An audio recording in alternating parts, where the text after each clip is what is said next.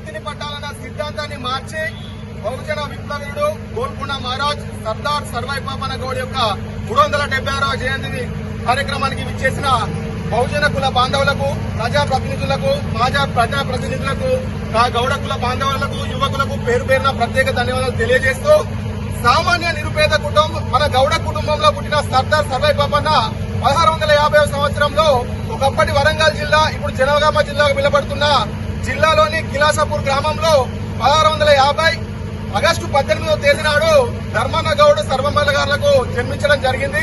ఆయన ఎంత గొప్ప వ్యక్తి అంటే వాళ్ళ కుటుంబంలో నిరుపేద కుటుంబం, చదువు లేని టైంలో పుట్టిన గౌడన్న తన తల్లి కోరిక మేరకు మన గీత కార్మిక వృత్తిని ఎంచుకొని గీత కార్మికుడిగా తన ప్రస్థానాన్ని స్టార్ట్ చేయడం జరిగిందన్న. అలా స్టార్ట్ చేసిన సర్వాయి పాపన్న 12 మందితోని తన సైన్యాన్ని ఏర్పరచుకొని 12,000 మందితోని గోల్కొండ కోటను ఏలిన బహుజనుల మన తెలంగాణ తెలుగు ముద్దుబిడ్డ మొట్టమొదటి వ్యక్తి మన సర్దార్ సర్వాయి పాపన్న గౌడ్. బహుజనుల కోసం అనగారిన కులాలకు ప్రతి ఒక్క కులాన్ని తన సైన్యంగా ఎంచుకొని 12 మందితో యుద్ధాన్ని స్టార్ట్ చేసి 12,000 మందితో చేయడం అనేది చాలా గొప్ప విషయము. 1656వ సంవత్సరంలో తన మొట్టమొదటి సర్వాయిపేటలో తన రాజ్యాన్ని ఏర్పరచుకొని అక్కడ ఒక కోట నిర్మించడం జరిగింది.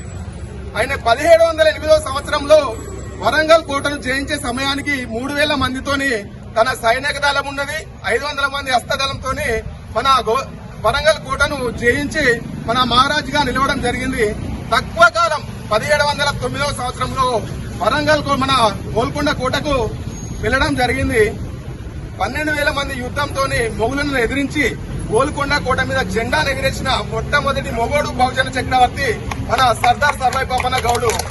7 నెలలు ఉన్న తక్కువ కాలం 7 నెలలే తన పరిపాలన పాలించిండు. కాకపోతే యావత్ ప్రపంచానికి పూర్తిగా ఎల్లకాలం ఈ తరం కాదు మళ్ళొచ్చే తరం కాదు, ఎన్ని తరాలు చెప్పుకున్నా చెరగని గొప్ప చరిత్ర సర్దార్ సర్వాయి పాపన్న గౌడ్ది. మొగుల చేతిలో నేను చావడం ఎందుకు, నేనే చనిపోతా అని తన కత్తితో తన గుండెలో పొడుచుకొని వీరమరణం పొందిన గొప్ప వ్యక్తి మన సర్దార్ సర్వాయి పాపన్న.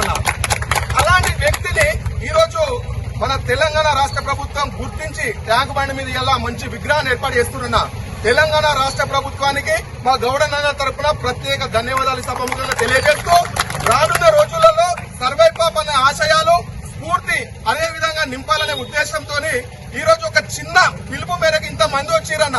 ఇంత ఐక్యతను రేపు రానున్న తరాలకు చెప్పాలంటే తను చేసిన గొప్ప విషయాలను మనం చెప్పక తప్పదు. కాబట్టి సర్వాయి సర్దార్ పాపన్న గౌడ్ యొక్క విగ్రహానికి దయచేసి మండల కేంద్రంలో చిన్న స్థలం కేటాయిస్తే మేము విగ్రహం ఏర్పాటు చేసుకుంటామన్నా.